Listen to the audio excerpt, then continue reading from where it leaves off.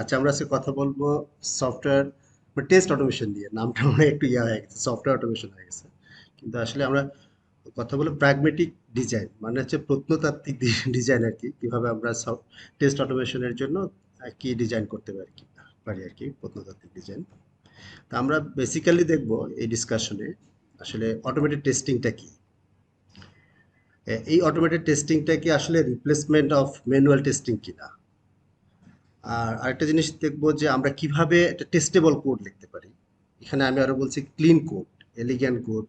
মানে মানুষজন আসলে অনেকে আমরা বলি যে কোডটা ক্লিন হয়নি, ঠিক আছে, রোবাস্ট হয়নি, বা কোডটা এরকম কেন হয়েছে। তো এটা আসলে আমরা কি, মানে মেজারমেন্টটা কি যে আমরা বলতেছি যে কোডটা ক্লিন না। তা আমরা কিছু কনসেপ্ট আসলে অত অত সব কনসেপ্টগুলো আমরা কভার করতে পারবো না।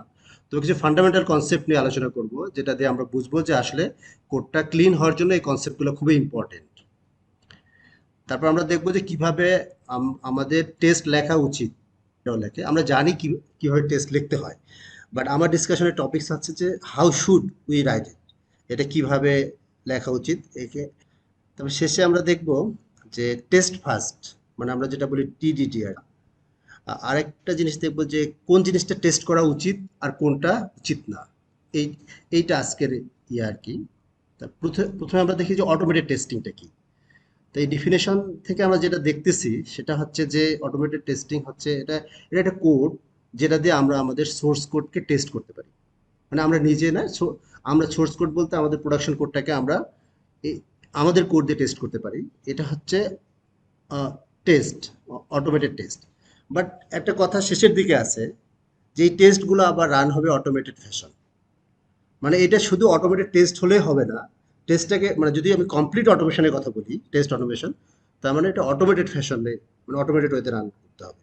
তার মানে এটা এই ডিফিনিশনটা বলতে চাচ্ছে যে আমি যদি টেস্ট, মানে টেস্ট স্ক্রিপ্ট লেখিও, এটা আমি নিজে ম্যানুয়ালি রান করবো না।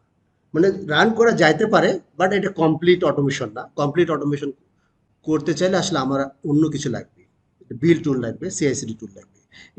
এইটা আর কি এই ডিফিনিশন দ্বারা কাভার করা যাচ্ছে আর কি।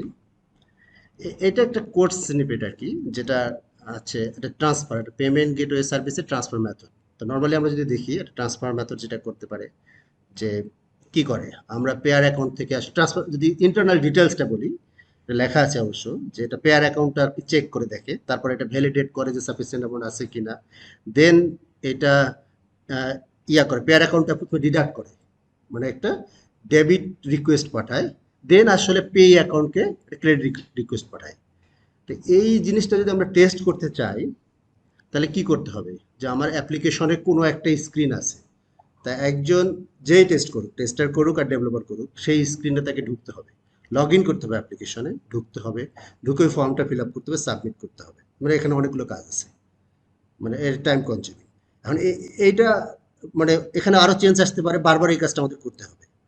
কিন্তু যদি আমরা অটোমেটেড টেস্ট থাকে, যে অটোমেটেড টেস্ট করবে, যে এটা আবার যদি সিআইসিডি পাইপলাইন থাকে, তো কেউ যদি এখানে চেঞ্জ করে, আমি যখন কোডটা পুশ করব, সিআইসিডি পাইপলাইন যেটা করবে, অটোমেশন টেস্টটা রান করবে। এবং যদি ডেভেলপার ফল্ট করে, তাহলে ওকে ডিরেক্ট বলবে যে তুমি ফল্ট করছো, ইউ মেক ইউর চেঞ্জেস। তো এটা আসলে বেশি ইফেক্টিভ আর কি। এই বেনিফিটটা আমি বলেই ফেললাম আর কি এক্সাম্পল দিয়ে। এটা যেটা বলতেছে, এটা আমরা টেস্ট করতে পারবো ফ্রিকুয়েন্টলি, লেস টাইম। এবং আমরা, মানে ডিপ্লয়মেন্টের আগে আমরা বাগটা পাবো আর কি, ঠিক আছে। এবং ডিপ্লয় উইথ কনফিডেন্স, তার মানে কি, আমার কনফিডেন্স থাকবে যে ডিপ্লয় করলে আমার অ্যাপ্লিকেশনটা ব্রেক হবে না আর কি। আরেকটা বলছে refactor with confidence. Refactor means হচ্ছে যে সামটাইমস আর আমরা, মানে কোড রিলিজ হওয়ার পর আমরা চিন্তা করি যে ঠিক আছে, আমাদের কোডটা আসলে ঠিক হয়নি, বিজনেস ঠিক আছে, রিকোয়ারমেন্ট আমরা ঠিকভাবে করছি, কোডটা ঠিক হয়নি। রিফ্যাক্টর কোড ফ্যাক্টর করে আমি নিজেই জাজ করতে পারবো যে ঠিক আছে, আমার রিফ্যাক্টরটা ওকে। আমরা টেস্ট অটোমেশন যদি বলি, এই টেস্ট অটোমেশনের তিন ধরনের টেস্ট, মানে তিন ক্যাটাগরির আর কি। ক্যাটাগরির মধ্যে আরো জিনিস আছে আর কি। তার মধ্যে হচ্ছে আমি কথা বলি তিন ক্যাটাগরি নিয়ে। একটা হচ্ছে ইউনিট টেস্ট, ইন্টিগ্রেশন টেস্ট, আর এন্ড টু এন্ড টেস্ট। আমরা দেখি ইউনিট টেস্ট। এটা একটা মজার ইয়া আর কি ডিফিনেশন। সেটা হচ্ছে যে বলছে test unit of application without it's external dependencies. মানে দুইটা কথা এখানে আছে, একটা বলা হচ্ছে ইউনিট অফ অ্যাপ্লিকেশন, আর একটা বলা হচ্ছে যে উইদাউট ইটস এক্সটার্নাল ডিপেন্ডেন্সিস। এখন ইন্ড অফ অ্যাপ্লিকেশন বলতে কি বুঝি আমরা? ইন্ড অফ অ্যাপ্লিকেশন বলতে যদি আমি বলি যে একটা অ্যাপ্লিকেশনের বেসিক বিল্ডিং ব্লক হচ্ছে ফাংশন, সবচেয়ে বেসিক জিনিস। তার মানে কি ইউনিট টেস্ট একটা বেসিক ফাংশনকে টেস্ট করবে। বাট পরে আবার বলছে উইদাউট এক্সটার্নাল ডিপেন্ডেন্সিস, তার মানে ওই ফাংশনটা যদি কোনো ডেটাবেসকে কল করে, আমরা এই ফিগারটা দেখতেছি যে এখানে ডান সাইডে আছে ডেটাবেস, যদি ডাটাবেসকে কল করে ও আসলে অ্যাকচুয়াল ডাটাবেসকে কল করবে না। যদি অ্যাকচুয়াল ডাটাবেসকে কল হয়ে যায় সেটার ইউনিট টেস্ট না। এবং আরও হতে পারে যেটা এপিআই রিকোয়েস্ট করতে পারে একটা ফাংশন, আবার এখানে একটা ইভেন্ট ক্রিয়েটের সার্ভিস, অ্যাজুর ইভেন্ট ক্রিয়েটে সে একটা মেসেজ পাবলিশ করতে পারে, ফাইল রাইট করতে পারে। তার মানে কি আমি যদি টেস্ট লিখি ওই ফাংশনটার আদার জিনিসগুলো টেস্ট করবে, কিন্তু অ্যাকচুয়ালি সে ডাটাবেজে ডাটা রাইট করবে না বা রিডও করবে না, সে ফাইলও রাইট করবে না। যদি এই কাজটা করতে পারে টেস্টটা, তাহলে আমরা বলবো ইউনিট টেস্ট। এখানে দুইটা দেওয়া আছে, একটা ক্লাস এ ক্লাস বি আছে আর কি, মাঝখানে একটা ন্যারো ডাউন করছে একটা ইয়া দিয়া, এটা দ্বারা বোঝাচ্ছি যে অনেক সময় যে ক্লাস আমরা যখন টেস্ট লিখবো, মানে এটা ইউনিট অফ ফাংশনালিটি যখন আমরা ডিফাইন করি তখন এইটারও একটা ইয়া আছে আর কি, যে এইটা নিয়ে ডিবেট হতে পারে বা আমার থিঙ্কিংটা হতে পারে। আমি বলতে পারি যে না, একটা ইউনিট অফ অ্যাপ্লিকেশন একটা ফাংশন হতে পারে, আবার দুইটা ফাংশন মিলেও হতে পারে। তো সেই জন্য এরকম করে দেওয়া যে ঠিক আছে ক্লাস এ এর একটা ফাংশনের টেস্ট লিখতেছি, সে ক্লাস বির একটা ফাংশনকে টেস্ট করতে পারে, করলে সমস্যা নেই। বাট ক্লাস বি আবার যদি ডেটাবেসকে কল করে তাহলে এটা পারবে না, এটা ইউনিট টেস্ট হইতেছে না। এখন এটা যে ইউনিট টেস্টের যে বেস্ট অ্যাডভান্টেজ সেটা সুপারফাস্ট। সুপারফাস্ট এই কারণে এই টেস্টটা রান হইতেছে যে ডেটাবেস নাই, টেস্ট রান হচ্ছে, তার মানে কি কোনো নেটওয়ার্ক ল্যাটেন্সি নেই, কোনো এপিআই কল হবে না, এটা ফাস্ট, সুপার ফাস্ট। তারপর এটা রান ইন আইসোলেশন বলতে বোঝাচ্ছে যে ইউনিট টেস্ট আসলে যে কোনো জায়গায় রান হবে। লাইক ইউনিট টেস্ট কখনো ডেটাবেসকে খুঁজবে না, একটা এপিআই আছে, এপিআই কল আছে, এপিআইটা আসলে ডাউন আছে না আপ আছে এর জানার দরকার নেই, টেস্ট টেস্ট অলওয়েজ রান হবে আর কি।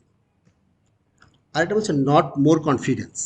ইউনিট টেস্টটা বেসিক্যালি সবচেয়ে বেশি কনফিডেন্স দেবে না। কনফিডেন্স না দেওয়ার কারণ হচ্ছে যে আমি তো টেস্ট লিখতেছি, টেস্ট আসলে অ্যাকচুয়ালি ডাটাবেজের সাথে যোগাযোগই করতেছে না। এখন যদি কেউ ডাটাবেজের কানেকশন স্ট্রিংয়ে কোনো ঝামেলা করে বা কেউ যা চেঞ্জ করে, এই টেস্ট তো তাকে গার্ড দিতে পারতেছে না। তার মানে কি আমার টোটাল ইন্টিগ্রেশনটা হইতেছে না, তাহলে এই টেস্ট দিয়ে মানে আমি কনফিডেন্স হইতে পারবো না যে আসলে আমার অ্যাপ্লিকেশনে শুধুই ইউনিট টেস্ট আছে, এই টেস্টটা আসলে আমাকে বাঁচাবে। তারপর আসতেছে ইন্টিগ্রেশন টেস্ট। এটা বলছে test application with its external dependencies. তার মানে ইন্টিগ্রেশন টেস্ট এইটা ইউনিট টেস্টের চেয়ে একটু বড়। সে যেটা করবে যে ঠিক আছে এটা ক্লাস এ থেকে ক্লাস বিতে স্পান করবে, করে ক্লাস বি আবার ডাটাবেজও সে অ্যাক্সেস করবে। তাহলে এই যখন একটা একটা টেস্ট মানে সাম পার্সন অফ অ্যাপ্লিকেশনকে টেস্ট করবে এবং সে এক্সটার্নাল ডিপেন্ডেন্সিকেও অ্যাক্সেস করবে, তখন আসলে আমরা তাকে বলবো ইউনিট টেস্ট। এখন যদি একটা test like some person of অ্যাপ্লিকেশনকে টেস্ট করে, লাইক কয়েকটা ক্লাসকে টেস্ট করে, কিন্তু সে যদি এক্সটার্নাল ডিপেন্ডেন্সিকে টেস্ট না করে, তাহলে আমরা তাকে ইউনিট টেস্টে বলবো, সেটা ইউনিট টেস্টে। যখনই সে এক্সটার্নাল ডিপেন্ডেন্সিকে অ্যাক্সেস করবে সেটা আসলে ইন্টিগ্রেশন টেস্ট।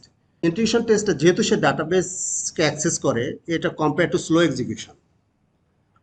আর এটা বলতেছে difficult to achieve to test all execution path. মানে যেহেতু ইন্টিগ্রেশন টেস্ট অনেক কয়টা ক্লাসের ভিতর দিয়ে যাবে, তার মানে কি এতগুলো ওখানে তো অনেকগুলো এক্সিকিউশন পাথ থাকে, ইউজ কেসেস থাকে, ইন্টিগ্রেশন টেস্ট আসলে অতগুলো মানে compare to the unit test এটা পারে না আর কি। আর এটা একটু আমাদেরকে কনফিডেন্স দিবে যে না ঠিক আছে ডাটাবেস কানেক্টিভিটিটা ঠিক আছে, বা আমার ইভেন্ট ক্রিয়েটের কানেক্টিভিটি ঠিক আছে, আদার কানেক্টিভিটিগুলো ঠিক আছে। ফাইনালি আসতেছে এন্ড টু এন্ড টেস্ট। এই টেস্টের মাঝে আসলে অনেকগুলো টেস্ট করতেছে।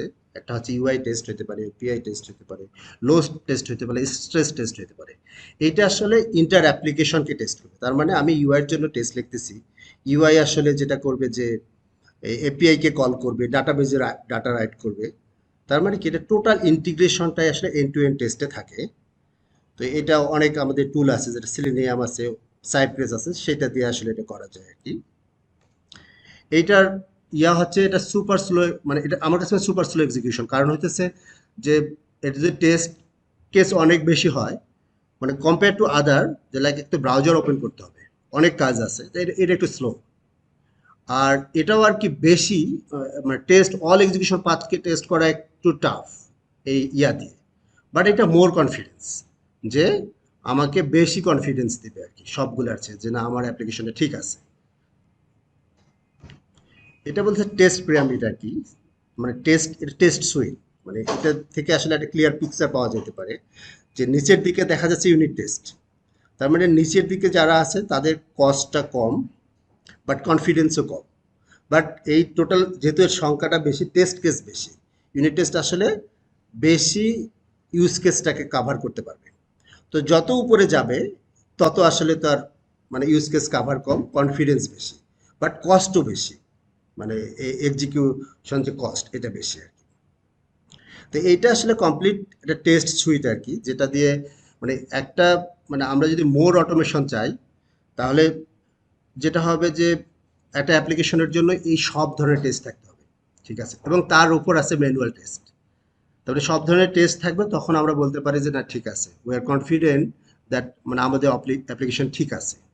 মানে যদি আমরা শুধু এন্ড টু এন্ড টেস্ট লিখি তাও কিন্তু মানে ওইভাবে কনফিডেন্ট হতে পারবো না। এই সবগুলো টেস্ট যখন থাকবে